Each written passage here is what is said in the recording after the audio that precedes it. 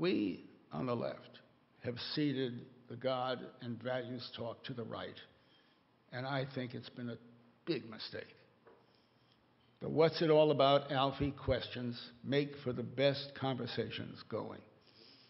I consider myself as much a believer, as religious, if you will, as the best guy, as the next guy. But it's my belief system. I have thanked whatever and whoever is responsible for my being alive with every wake-up. Virtually every time I've bitten into a ripe peach, or looked into my children's eyes, or enjoyed a great laugh in a group, I've been grateful, often to the point of tears. I once asked a great theologian and friend in Vermont to give me the shortest definition he could of worship. He gave it to me in one word: gratitude. You don't agree with that? No problem, as long as you don't decry it. If worship for you means going to a church or a synagogue or a mosque, reading from a specific sacred text, wonderful. Or if you choose not to believe, wonderful. I offered my life in a war for you to believe whatever you may do, whatever you do. But it is also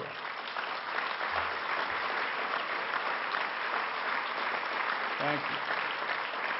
But it is also my view that we humans and our faith systems are so gloriously complex that you can take any amount of people sitting in the same pews, knee to knee, every Sunday of their lives, reading and praying from the same sacred text, and like no two snowflakes, like no two thumbprints, no two compacts with the Almighty will be the same.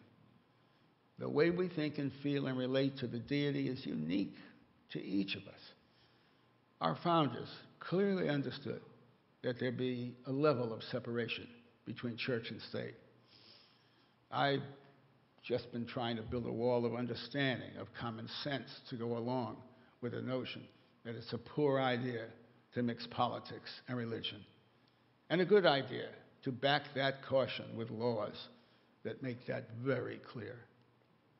For 30 years, I've brought my perspective to People for the American Way and linked arms and minds and spirits with people of all faiths and experiences who have brought their unique perspective to the work of the organization.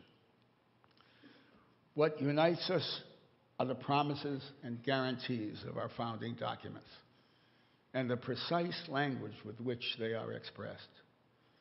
The majority of words and phrases like endowed by their creator with the right to life, liberty, and the pursuit of happiness.